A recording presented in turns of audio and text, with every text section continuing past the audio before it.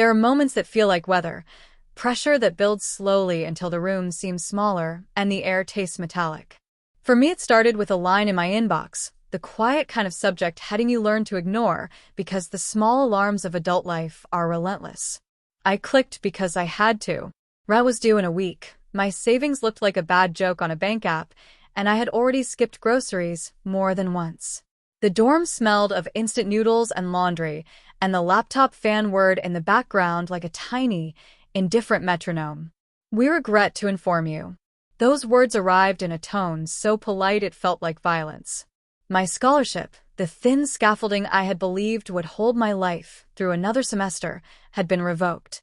A cumulative GPA clause, a decimal point I had been nudging for months, had become the formal reason to cut the aid that paid tuition. The email explained it in careful sentences and then moved on, as if my life could be summarized and filed.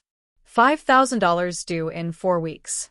The digits felt less like numbers and more like a new perimeter around every choice I had been pacing. It was not just the money. It was the way a single administrative decision rearranged the geometry of my life, making practical plans collapse into urgencies. I thought of rent notices stacking in envelopes, of calls I could not take for fear they would be billing offices, of internships I had turned down because nights at the bar paid more than temporary learning. When you live near the edge, small changes can trigger avalanches. The horizon that once held room for experiments and late bloomings shrank to the size of an unpaid bill. Before that email, my days had a bruised rhythm. Alarm at 5, a fluorescent grocery shift that taught me how to smile for tips and hide exhaustion behind a practice chair, then classes I often slept through between shifts. At night, I waited tables in a place that smelled of stale beer and fried food, and learned the economy of being pleasant until midnight. My notes stayed dog-eared in a bag. My brain became a ledger of compromises, each compromise its own kind of erosion. What does it do to a person to be useful, but unseen? Usefulness feels practical at first, a rescue plan, but it slowly becomes identity. You trade curiosity for paychecks and the timetables of your passions for someone else's schedule. Wants become luxuries you cannot afford because wanting takes time and energy you do not have. Over months, you stop practicing the language of desire. It seems reckless to rehearse for a life you tell yourself you cannot afford. There is a particular humiliation in becoming, step by step, a reliable set of motions. The scholarship revocation made numbers loud. I sat with a mug gone cold and tried to stare the banking app into generosity. Working more was not an option. My calendar was already a tangle of double shifts.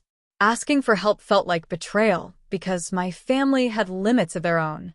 Dropping out hovered like a dark stain at the edge of every thought, shame, relief, and grief braided into a single corrosive feeling. The question of who I was became tangled in invoices and due dates.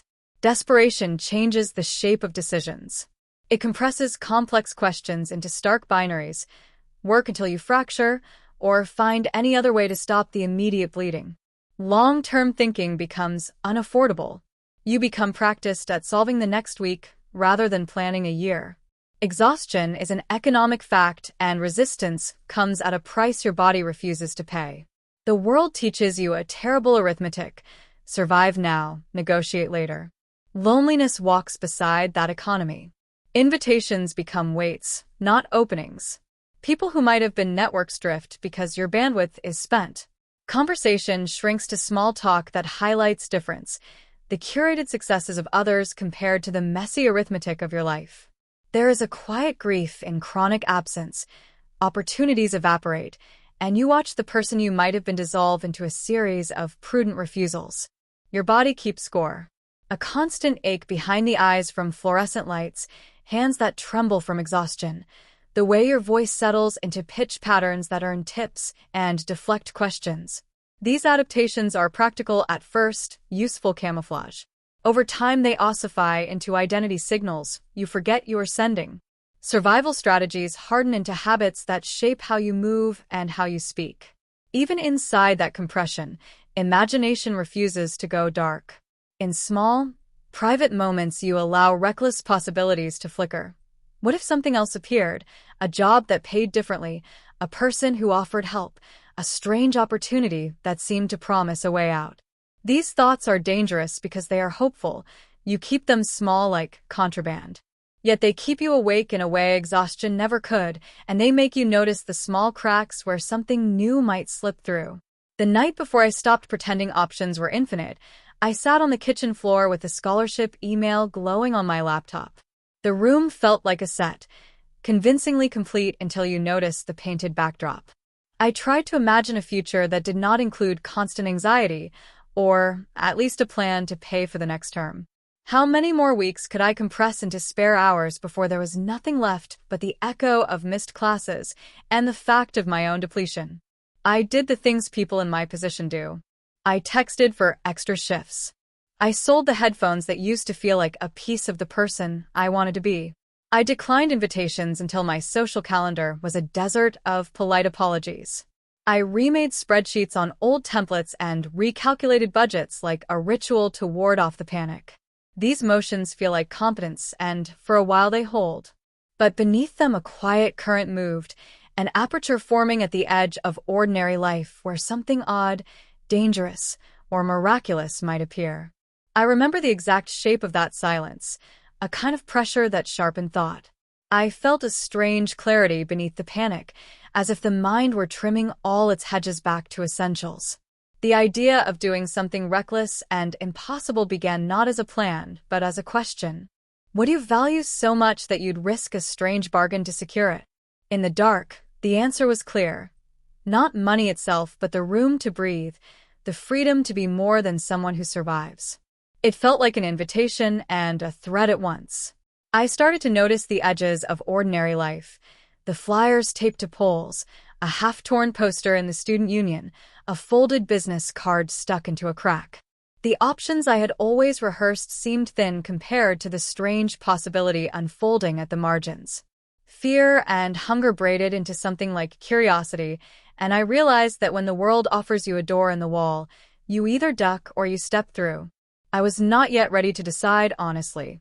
The city has a way of handing you options in small, strange increments. They appear on telephone poles, in the backs of laundromat windows, slipped under windshield wipers. When your choice is narrow, randomness starts to look like rescue. One wet evening, shoulders stiff from lugging a heavy bag and the scholarship email still hot in my pocket, I noticed a flyer tucked into the bus shelter glass. Paid clinical trials. High compensation. Confidential. The numbers made a sound in my head I hadn't heard in months. Urgent, grainy, and oddly comforting. You learn quickly to distrust things that promise too much. Scams have a smell. Slick voices, urgent language, a pressure to act now. So for a few days that little tab lived in my wallet as something I half expected to throw away. But desperation has its own gravity. It pulls curiosity closer until it reads like hope. Between double shifts, I found myself staring at the phone number until a small, practical voice in my head, balance the books, budget the weeks, outvoted the louder voice of fear. I called because the alternative was unbearable. Not because I wanted to be a research subject, but because the arithmetic of my life had become a recurring nightmare. Tuition or rent, sleep or shifts, study or work. The line connected to a voice that was not the rushed trial pitch I'd imagined. It was measured and kind. Sienna introduced herself with an economy that suggested practice and care. She described the facility with clinical clarity and an absence of theatrics that, oddly, calmed me. We talked logistics first: screenings, blood work, psychological evaluations. Facts transform fear into tasks. Suddenly, the unknown became a checklist. She explained standard studies that paid modestly, amounts that would chip at the problem without dissolving it. I exhaled at the thought of small relief, the kind that keeps you breathing but not living. Then she paused, and her tone shifted in a way that made me lean in without meaning to. She mentioned special projects, rare, limited, and much higher paid. When she named the figure for one of those projects, $30,000, my stomach fell through the floor. The number was obscene and precise, an immediate bomb and a new kind of pressure. Sienna framed it clinically. A short-term endocrine trial, strictly controlled, reversible with full monitoring. Her words were professional, but the content felt mythic in the arithmetic of my life. 1 week could buy a semester, buy time, buy space to breathe. The math was cruelly enticing. Temptation arrives as a sequence. There is the initial shock, the quick ledger of gains and losses, then the slow accretion of rationalizations. Sienna answered questions that probed the edges of my fear, the specifics of side effects, protocols for reversal, the psychological care on offer. She described low incidence of complications in prior phases, 24/7 medical oversight, and a consent process designed to make sure volunteers understood not only the physiology, but the social reverberations of the change. Authority is a strange comfort. It offers a map inside uncertainty. The presence of protocols, clinical trials with oversight boards, and written consents turned a towering fear into a negotiable risk. My rational self appreciated the structure. Reversible. 1 week. Safely monitored. The words formed a tidy argument, and for a person juggling exhaustion and bills, tidy arguments are persuasive. But paperwork does not dissolve deeper questions. What does it mean to let someone reconfigure the scaffold of your body, even temporarily? Is consent still consent when your motives are 40% desperation, 30% curiosity, and 30% hope? Even as Sienna reassured me, a private voice, the older, smaller voice that had learned to watch for consequences, kept asking about identity and integrity.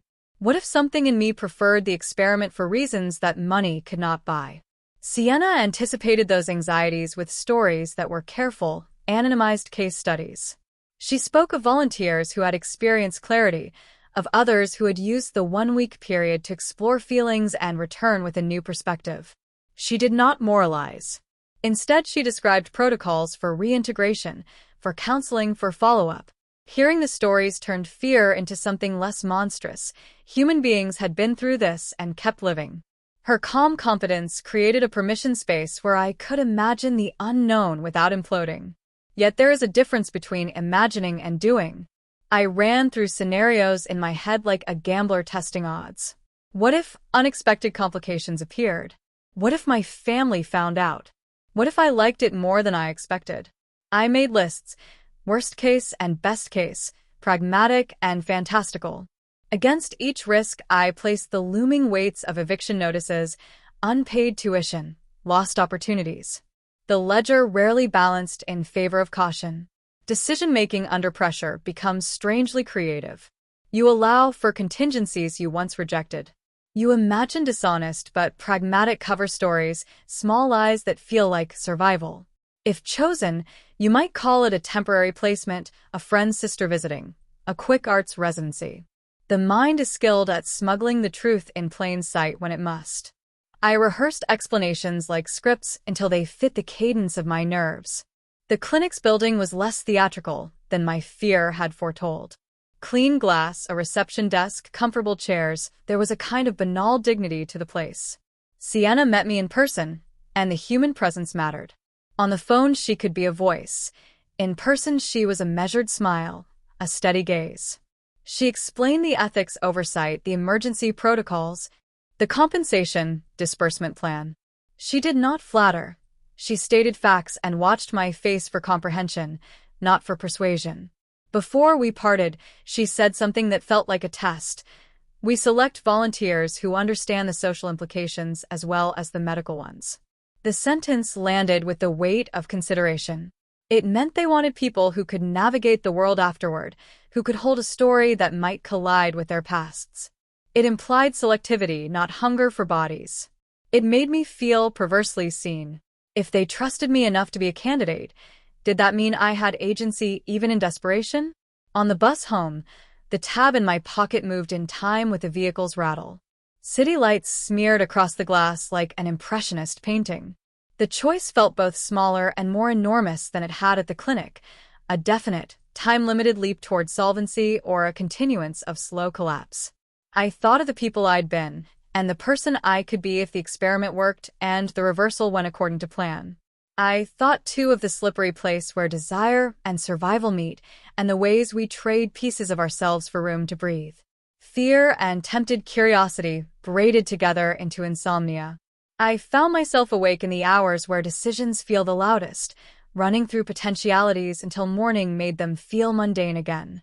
Friends began to blur into background noise because I could not share the calculus with them.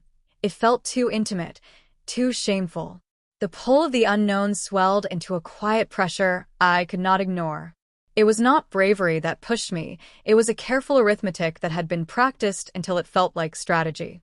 The night I signed the consent, I remember the pen's weight on the paper and the banal bureaucratic language that somehow felt like a doorway.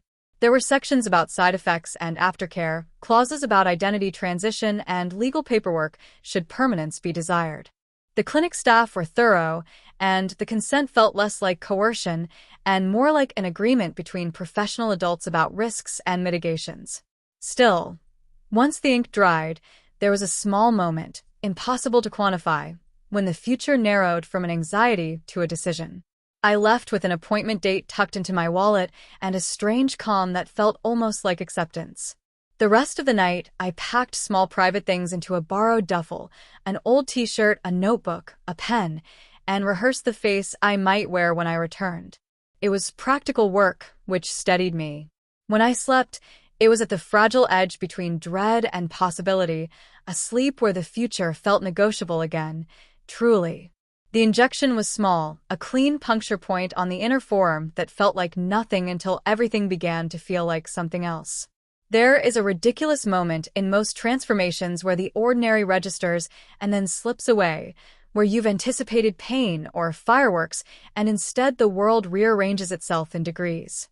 At first it was a tingling, a cool thread that moved like water through my veins, and I told myself to breathe, because breathing is something you can control when the room decides to change you. It began with the obvious things. The fine hairs on my arms felt as if they were sleeping, and then simply stopped being there.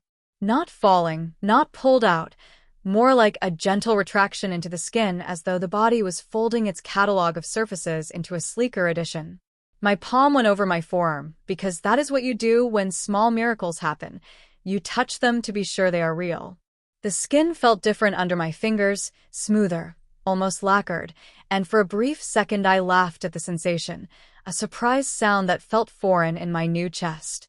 Then there were the shifts in bone and balance, those quieter betrayals that make you aware of how much your skeleton dictates the angles of your life. A pressure pulled across my shoulders and they loosened, narrowing in a way I could feel like fabric being tailored while I was wearing the suit. The illusion of posture I had cultivated for years, tall, braced, economical, dissolved into a new architecture. My hips widened in a slow, deliberate arc that felt less like construction and more like revelation, as if some internal craftsman was reshaping the frame to fit a different set of possibilities. The chest change arrived as a pressured warmth, an ache that was not merely physical, but uncanny in its intimacy. It began as a small swelling, tender and newly sensitive, then rose into fuller shape with a speed that made my rational brain take mental notes like a scientist watching unexpectedly beautiful data. The shirt I wore became a map of contours I had not planned for, a sudden geography of curves that made my hands hover, as if obscure cartographers might suddenly start tracing coastlines. The sensation was both panic and a peculiar, curious pleasure, an invitation and a provocation in the same breath. My face changed as if someone edited my features while I blinked. The jaw softened along invisible seams, angles that had felt like defenses dissolved into a gentler curve. My cheekbones shifted in a way that made the light catch differently. Hair lengthened, stubble smoothed away, replaced by strands that lengthened with a silkiness I had never imagined in myself. I reached up and felt a stranger softness where there had once been coarse bristle, and the motion of my hand across that new hairline registered as both grief and gratitude. Sound itself felt altered. The room hummed with different acoustics. Footsteps had a new signature. The slight catch in my throat resolved into syllables that surprised me when they existed outside my skull. My first attempt at speech returned a voice that seemed both mine and other, like wearing a borrowed instrument that makes an old song sound unfamiliar. I laughed and heard a lighter pitch and felt the absurd, tender shock of hearing myself in a register I would recognize as belonging to another person on the street. Mirror time is a cruelty and a mercy. When the shift slowed and the tingle that had been a river finally settled into the quiet of a lake, Sienna led me to a full-length mirror. There are many ways to meet yourself. In photographs, in reflections in shop windows, in the dark when light finds only outline. This was different because the body that met my eyes had been constructed while I watched, as if my life had been edited in real time. I studied cheekbones and the way the new hair framed the face, and I had the dizzying sensation of recognizing traits I'd never allowed myself to like. The psychological folding fascinates me in hindsight. Identity does not flip like a switch, it accrues and rearranges itself. While my external appearance mutated, my inner narrative struggled to keep pace. I recognized memories mapped to gestures that no longer fit like keys in changed locks. Actions I had performed 1,000 times, rubbing tired eyes, certain defensive postures, felt misaligned with the person reflected back. A strange sort of mourning tilted under the awe, acknowledging that the choreography of a previous life had been disrupted. Yet shock and awe are almost always accompanied by an unexpected lure. As the days unfolded post-transformation, small pleasures accumulated like coins in a jar.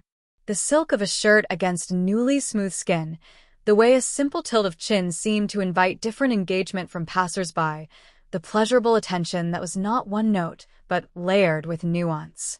There was validation in looks and a curious private pleasure in how the world recalibrated. I had to admit to myself, quietly and with a blush, that some of the attention felt like a salve on old insecurities. The mechanical aspects of change were practical and clinical. Sienna and Dr. Jeremy monitored my vitals, checked circadian markers, recorded notes about mood and sensory shifts. They were careful, routine, and strangely reassuring. The clinic provided clothes suited to an unfamiliar silhouette, makeup basics, and a bag of essentials. Those items felt like keys handed out to someone whose apartment had been recast. Learning to braid, to fasten a bra without fumbling, to walk in shoes that changed my gait were exercises in humility and in reclaiming agency at the same time. I had moments of embarrassment, fumbled makeup, awkward choices at the mall, nights awake staring at the ceiling as the novelty and gravity of what I had done seeped in. Then there were revelations that were not about appearance. Empathy shifted in unexpected directions. As Sam, I understood calibrations of politeness, how the tone of a passing comment could be a small act of kindness or a probe. I learned to read microexpressions from a new angle. Small gestures accrued meaning in ways my male life had not prepared me to parse.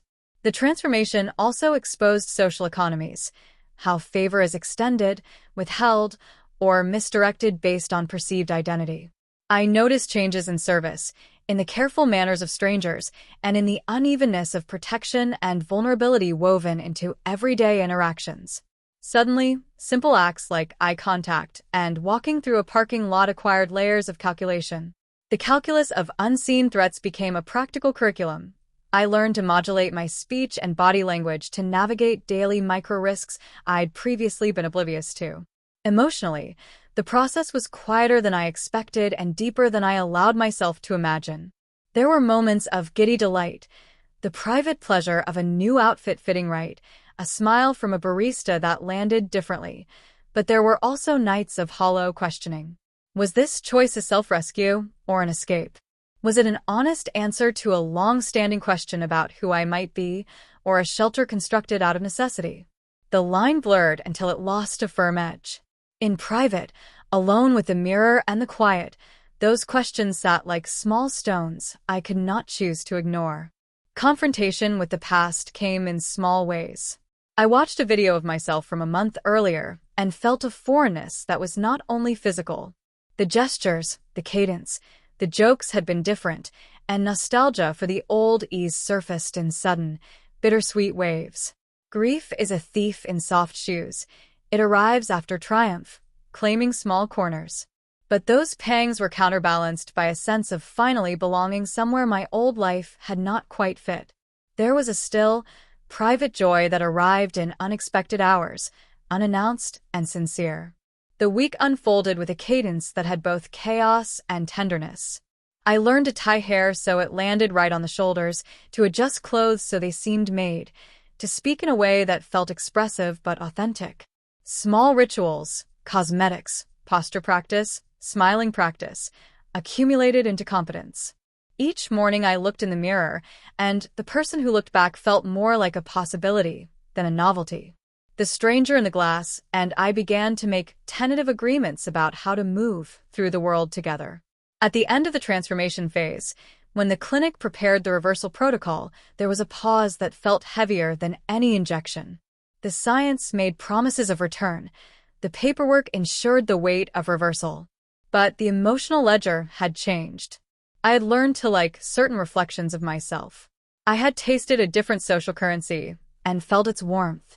The stranger in the mirror had become, in small but undeniable ways, someone I could imagine waking up as every day. That realization settled me like both a comfort and a challenge. I realized that reclaiming space did not erase the debt or the scars of exhaustion, but it reshaped how I understood myself in relation to the world. The choice ahead no longer felt abstract. It hummed with the quiet authority of lived experience. Standing before the mirror, I recognized not a theft of the past, but the careful building of a future I had not dared to name. The transformation had not been a simple cosmetic act. It was an excavation of truth and possibility, and that knowledge made the next decisions both terrifying and irrevocably mine now. Being someone new in an old town is disorienting in ways you can't prepare for. The first grocery run, as Sim, felt like a test I had somehow forgotten to study for. A simple task, buying milk, maybe a snack, became a lesson in being observed. Heads turned in small measures, eyes lingering on a silhouette that moved with a different rhythm. I felt it at the checkout, that tiny shift in the way the cashier's smile rebalanced toward warmth. It was subtle, but after months of being invisible, subtle felt volcanic. Clothes shopping was a revelation and a hazard in equal measure. As Mike, shopping had been efficient and utilitarian. A pair of jeans, a hoodie, maybe a practical jacket.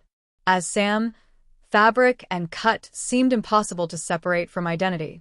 I wandered through racks rinsed in color, touching silk and cotton as if textures could press a new contour into me. Trying on a dress felt like a private initiation, slipping into a shape that taught me how my hips could be read, how a neckline could change the conversation without a single word spoken. There is a particular vulnerability to learning new gestures. I fumbled with a bra clasp in a dim fitting room and laughed at my own clumsiness, a laugh that was both humbling and oddly sweet. The shop assistant offered a small, practiced kindness, a tip about sizing, and I felt gratitude that was almost foreign because so little of my previous life invited unsolicited help. That felt gentle rather than transactional. That kindness landed like a soft currency, and part of me spent it lavishly.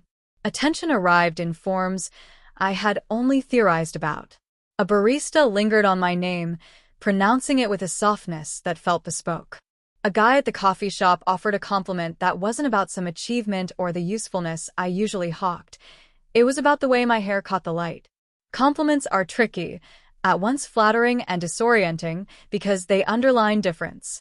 What do you owe someone whose praise feels like a mirror held up to parts of you that had been anonymous? Some attention warmed me. Small, polite things that felt like recognition. Other attention rubbed like sand. I learned quickly the subtle difference between being appreciated and being sized up. A group of students who would have ignored me as Mike asked more pointed questions, their language smoothing into civility that sometimes smelled faintly of performative charm. I could feel the economy of power pivoting around me in micro-adjustments, and I kept tallying the new currencies on invisible tabs. Intimacy arrived as an experiment and a risk. When Alex asked me to join the guys for beers, I balanced the absurdity of the situation against a growing curiosity. Could I be present in the space I once occupied from an entirely different perspective? Sitting on the fringe of their conversation, I noticed small escalations. Eye contact held just a little longer, shoulders angling differently, jokes landing with a different pitch. It was not all desire. It was also the novelty of presence. I was a test case and a person all at once. There were evenings when the thrill rode high, and I let myself feel it, clean, heady bursts of joy that seemed to come from nowhere, from some corner of identity that had been in shadow. I learned to stand and let a compliment wash over without deflecting it. That was radical. It felt indulgent and necessary at once. Yet the pleasure had edges. A caution lingered because part of the attraction was built on a foundation of necessity. Did I like being Sam because I was Sam, or because Sam offered a reprieve from debt and exhaustion? Social interactions taught me new vocabularies: how to accept and decline, how to flirt without performing, how to protect myself with posture and glance. I practiced soft boundaries. No is a muscle that must be exercised. I discovered that politeness can be protective, and that sometimes the sweetest smiles contain the sharpest self-possession.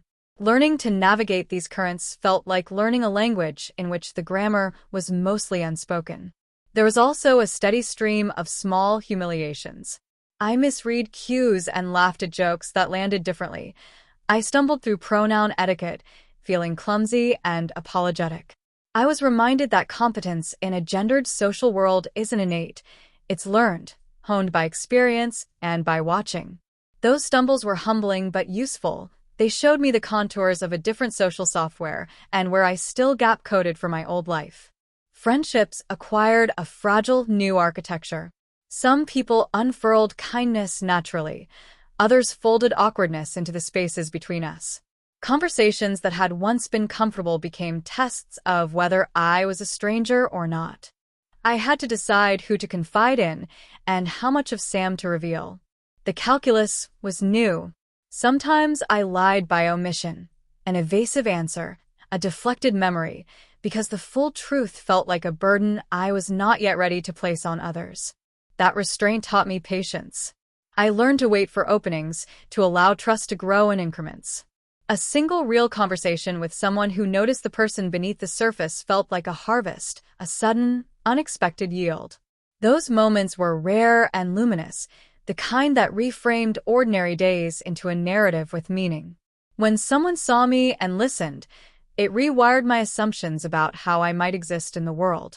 The romantic thread wound quietly through those days, a gathering tension that was as much about emotion as it was about physical responses. The kiss with Alex arrived like an answer to a question I had not known how to ask. It was tentative, testing, and then astonishingly natural. In that contact there was permission, a sudden allowance to be desired in a way my old self had rarely known.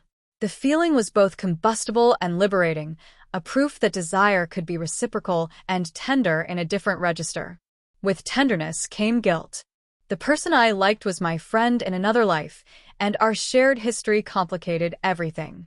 I felt shame at the thought of deceit and a tender, aching grief for the easy, uncomplicatedness we once had. The moral dimensions tangled.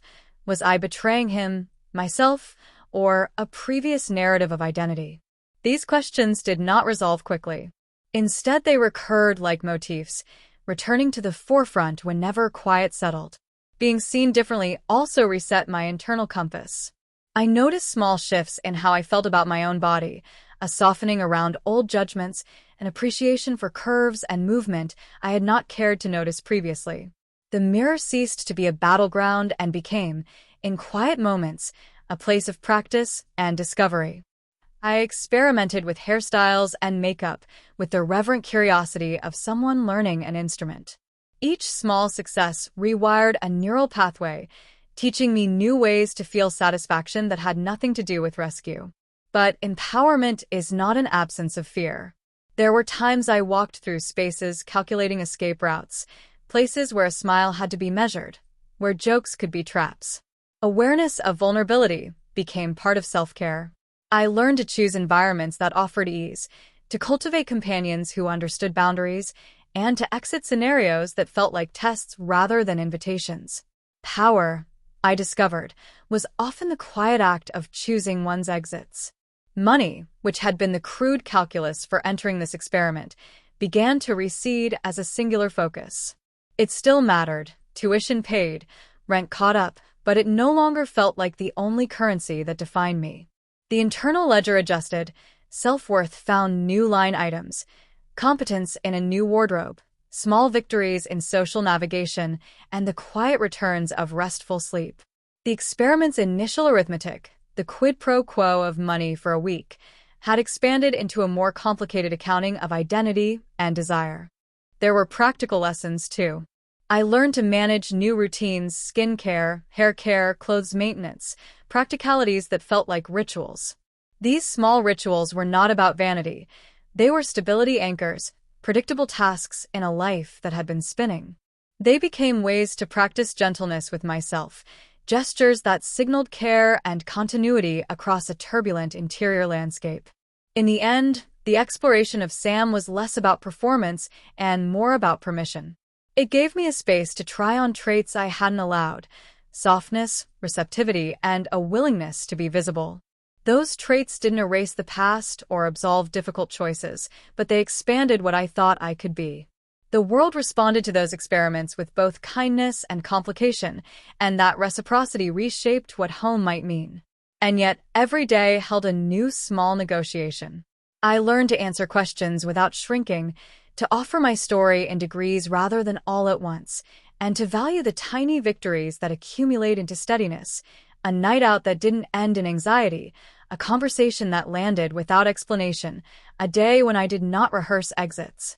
These were not grand proclamations, but a steady accrual of courage. In private, I began to name desires that felt honest and not merely reactive: to be seen fully, to build connections that were reciprocal, to move through a city without the constant arithmetic of survival. That naming felt dangerous and clarifying at once, and it taught me that exploration is not a single moment, but a series of choices that add up to who you become. Truly,